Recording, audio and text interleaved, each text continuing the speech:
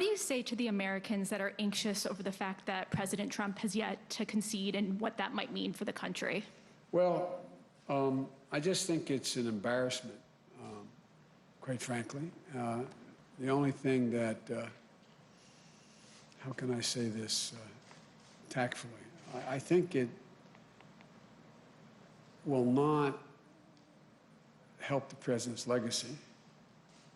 I think that I know from my discussions with foreign leaders thus far that they are hopeful that the United States democratic institutions are viewed once again as being strong and enduring.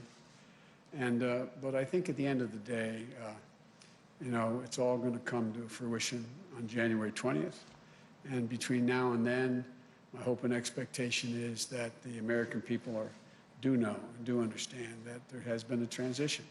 Even among Republicans who are people who voted for the president. I understand the sense of loss. I get that.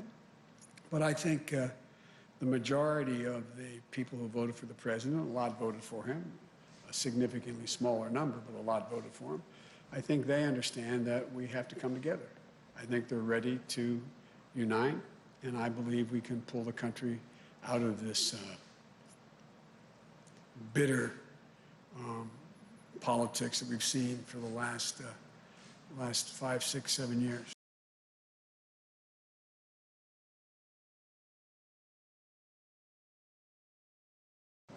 Thank you, Mr. President-elect. During the campaign, you said you were not naive about how difficult it would be to unite the country. It's now 3 days after you were projected as the president-elect. The president himself says he has won this election. His own administration has not moved forward to give you access to what you need to do to begin the work of your transition. Just a few minutes ago, the Secretary of State, when asked if he would cooperate with a smooth transition, he said there will be a smooth transition to a second Trump administration. I wonder if you have a message for the president who may well be watching right now, and how do you expect to be able to work with Republicans when so many have thus far refused to even acknowledge your victory? Well, first of all, we are already beginning the transition. We're well underway.